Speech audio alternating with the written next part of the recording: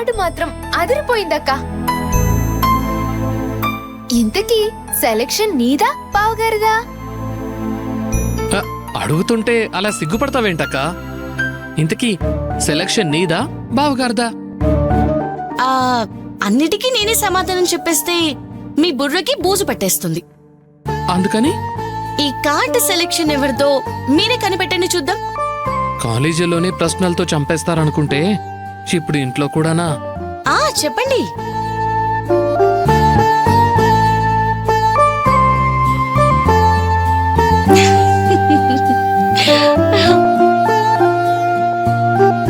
అక్క, కార్డ్ బాగా కాస్ట్లీగా కనిపిస్తోంది కాబట్టి ఖచ్చితంగా నీ సెలక్షనే.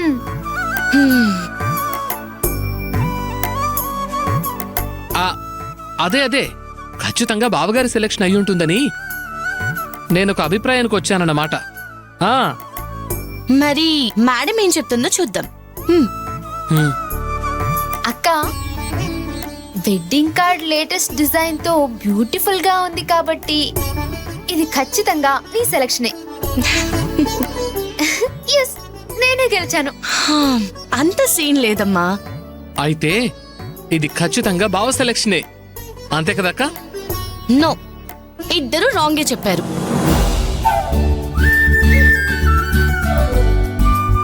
అదేలా? నువ్వు కాకుండా బావగారు కాకుండా వేరే ఇంకెవరు సెలెక్ట్ చేసుంటారు? అవును, ఇంకెవరు సెలెక్ట్ చేసుంటారు? ఈ వెడ్డింగ్ కార్డ్ సెలెక్షన్ ఎవరిదో తెలుసా? ఇంకెవరు, మన నాన్న. నాన్న?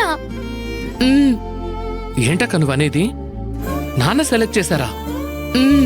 నేను నమ్మలేకపోతున్నా అక్క, నిజంగా గ్రేట్. ఏంటి కార్డ్ ఎలా ఉంది? నాన్న, వెడ్డింగ్ కార్డ్ సెలెక్ట్ చేసింది మీరే అంట కదా?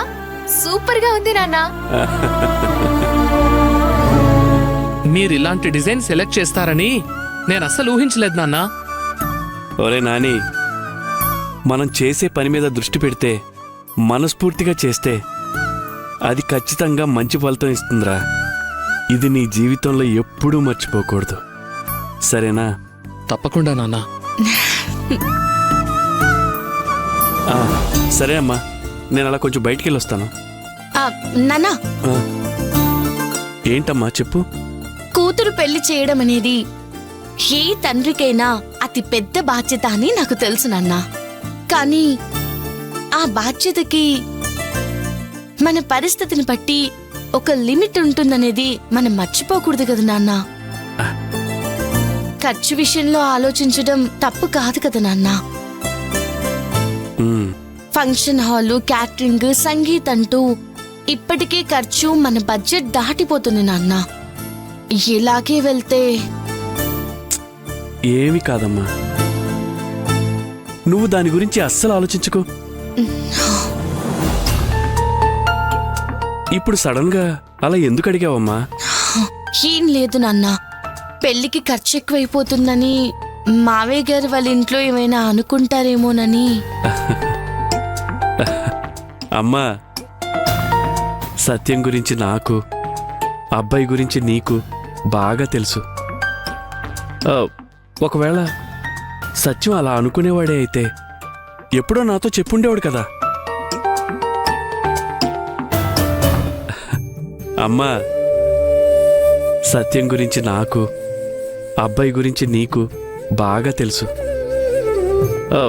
ఒకవేళ సత్యం అలా అనుకునేవాడే అయితే ఎప్పుడో నాతో చెప్పుండేవాడు కదా. అది సరే, నువ్వు అన్నట్టు రేపో మాపో సత్యం అలాగే చెప్పాడనుకుందాం. నువ్వేం కంగారు పడకు మిత్రమా అని నేను భరోసా ఇచ్చి నా కూతురు పెళ్లి ఖర్చంతా నేనే భరిస్తానని చెప్పేస్తానమ్మా.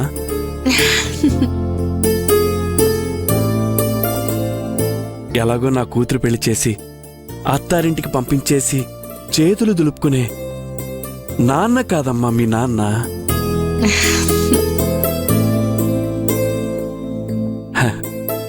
అమ్మా, మీ పెళ్లి ఘనంగా చేయడం అనేది మీ అమ్మ కోరిక. ఇప్పుడు మీ అమ్మ మనతో లేదని తన కోరికను పక్కన పెట్టేస్తే అది నేను మీ అమ్మకి చేసిన అతి పెద్ద ద్రోహం అవుతుందమ్మా. నాన్నా, అమ్మా, పెళ్ళిళ్ళు స్వర్గంలోనే నిర్ణయించబడతాయనేది నిజమే అయితే నీ పెళ్ళి అక్కడున్న మీ అమ్మే నిర్ణయించిందని నేను గట్టిగా నమ్ముతున్నానమ్మా. మరి గ్రాండ్గా చేయకపోతే ఎలాగా? సరే, నేను కొంచెం బయటికి వెళ్ళొస్తాను.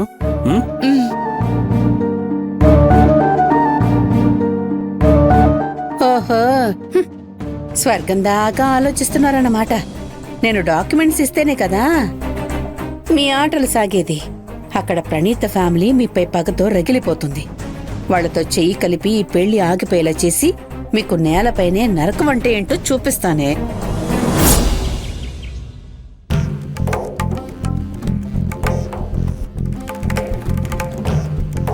ఏ ప్రణీత, నువ్వింక మారవా?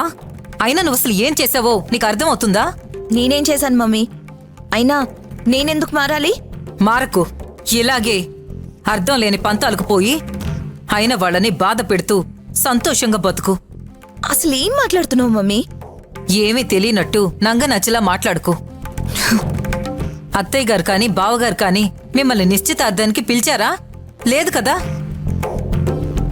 అయినా పిలవని పేరంటానికొచ్చి రచ్చ చేసిందే కాకుండా వాళ్ల ముందు నిలబడలేక అవమానంతో తిరిగొచ్చారు. దాంతో పరువు మర్యాదకి తలుంచి సైలెంట్ అయిపోవచ్చు కదా. మళ్ళీ వాళ్లతో అనవసరంగా ఎందుకు గొడవ పడుతున్నావే? నేనెప్పుడు గొడవ పడ్డాను? అయినా నీకెవరు చెప్పారు? నటించుకో.